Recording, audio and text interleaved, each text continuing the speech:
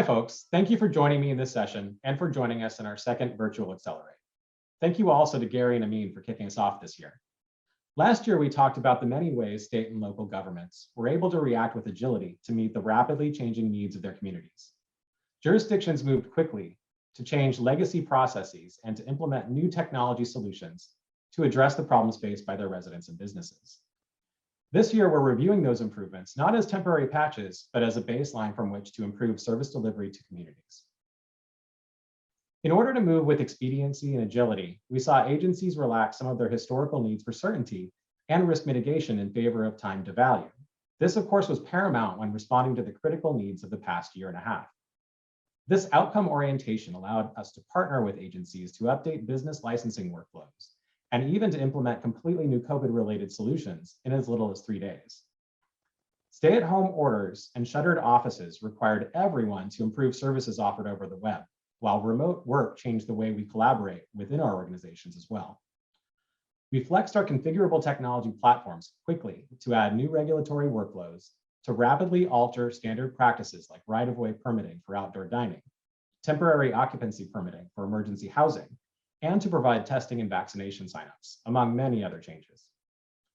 While the pandemic is not yet in the rear view, there are a number of advances implemented in reaction to it that should continue as we move forward. One of the practices we should embrace and continue is the notion that outcome orientation helps to drive innovation over process. Let's keep that focus on iteration over perfection. And this reminds me of a mantra one of my former colleagues used to say, that perfection is the enemy of progress. This does not mean we should drop our standards, but just that a bias for getting moving and adjusting over time often brings better outcomes. We also embrace cloud technologies to enable work from home policies and to reduce the dependence on physical locations and hardware. This seems to have taken hold and will continue to evolve as the software consumption method of choice for government technology. Agencies embraced and expanded their use of web portals and other technologies to improve interactions, discoverability, and transparency with the public. And this really helped, given that direct in-person interactions were not always possible. This shift has also resulted in many cases in improved accessibility for people otherwise challenged to participate or interact with their local governments. More can be done here, but we've seen many great first steps. In total, we're left with a much more nimble and reachable government, one that fosters engagement and interaction, and that has built resiliency into its DNA. But let's not stop here. Rather, let's use this as the new normal to continue to build from. Throughout the pandemic, we've seen a tremendous amount of investment directed toward engagement activities, often revolving around the extension of interaction opportunities by web. And this is a fantastic first step, but it is just a first step, and we should take a pause to consider what else can be done to improve interactions. A modern web portal is a good start, but a real community-first approach to interactions with the public seeks to make those interactions a joy, reducing back and forths, uncertainty, and delays. And this goes beyond the website. In many community-facing workflows, we see interdependencies that cross agencies, and all too often, these interdependencies are exposed to the residents and businesses interacting with them. Now, interestingly, we've spoken before about the benefits of pre-configured solutions. And the folks at Gartner have also extolled the virtues of reducing risk and improving time to value through the implementation of purpose-built tools. It seems contradictory, but it's actually complementary to consider the value provided through platform approaches to enterprise software in community development and safety applications. That said, this trend is still early in its evolution. Nonetheless, this connected government approach can bring real value to the community. In systems design, there's a principle, or maybe more of a warning, called Conway's Law, named for Melvin Conway, an early software engineer and researcher, that states, any organization that designs a system will produce a design whose structure is a copy of the organization's communication structure. And this means that when building software systems, or even just workflow processes, people have an unfortunate tendency to produce systems that mimic their org chart. In software design, I've heard the rallying cry, don't ship the org chart, more times than I care to remember, but it's an important reminder to prevent internal structures from defining the customer interface. Maybe more to the point is a rephrasing of this notion by Nigel Bevan that states, organizations often produce websites with content and structure which mirrors the internal concerns of the organization rather than the needs of the users of the site. We're all familiar with city, county, and state websites that focus more on listing out all of the governmental agencies in the jurisdiction than on streamlining the citizens' work to be done. Most sites have come a long way in addressing this and continue to evolve, but there is more to do. Silos lead to inefficient communication and collaboration and absolutely impact speed, efficiency, and in the end, our ability to serve our communities. Silos are great for storing grain, but they're really bad for service delivery. And the takeaway for us is to think outside in, from a resident's or business owner's point of view. Of course, we cannot go back to work next week and blow up agency boundaries or department definitions. They exist for a reason and are useful in organizing people and tasks. That said, we can minimize the extent to which these are exposed to our communities by streamlining processes that cross departmental boundaries when expressed to citizen users throughout web portals and other interfaces.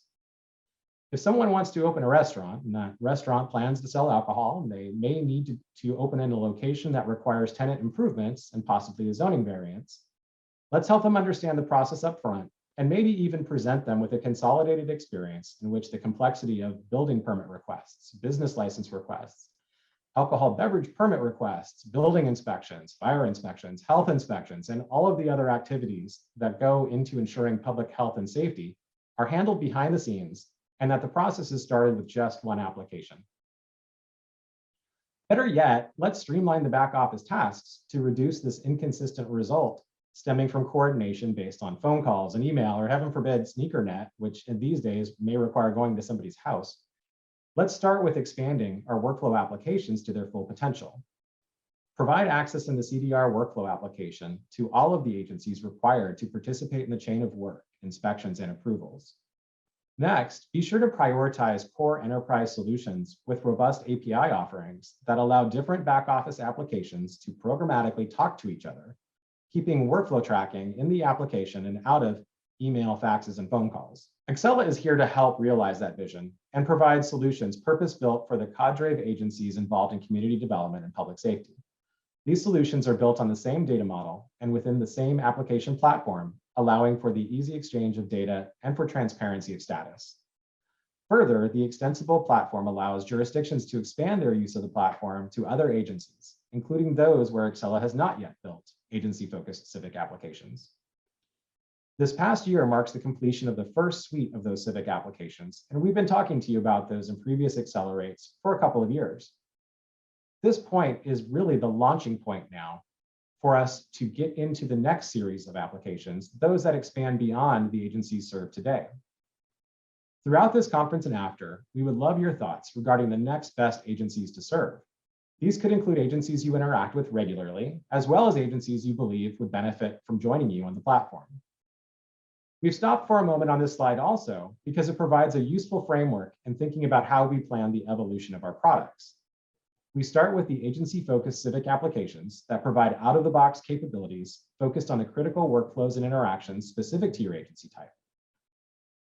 These are built on a robust and flexible technology platform and connects to needed third-party technologies via our Construct API offering.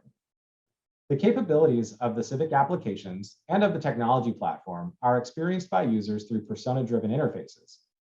For residents and business users through Accela Citizen Access, for agency back office users through the Accela Civic platform, and for agency field workers, including inspectors, work crews, and code enforcement officers through Accela Mobile. So with that as a framework, our focus for the next 12 to 18 months includes updates to our foundation that reduce agency costs associated with implementing, configuring, and upgrading Accela capabilities. These are far-reaching and include streamlining and modernizing platform administration tools, the creation of implementation and data management tools, and ongoing updates to our SaaS offering that make it easier for customers to keep current on our applications. We'll also begin to expand beyond our currently supported civic applications to meet the needs of additional agency types. This means fully supported capabilities bringing predefined fields, forms, notifications, automation, citizen-facing interactions, and agency mobile support. As mentioned before, these additions help agencies within a jurisdiction work better together and remove silos experienced by their communities. We released the first products in our data and analytics suite last year, including Accela Insights and the enhanced reporting database. This year, we'll expand on those capabilities with updates that make data discovery, analysis, and sharing even better. And we will build upon our community engagement offering, both with updates to Accela Citizen Access and to the premium citizen experience offering built on Open Cities. While far from comprehensive, I also wanted to give a preview of some of the specific updates coming in the next couple of feature releases. So let's start here at the front door of collaboration and engagement with Accela Citizen Access. Based on customer feedback, we're making it easier for citizens to sign up for accounts, speeding the time from start to application.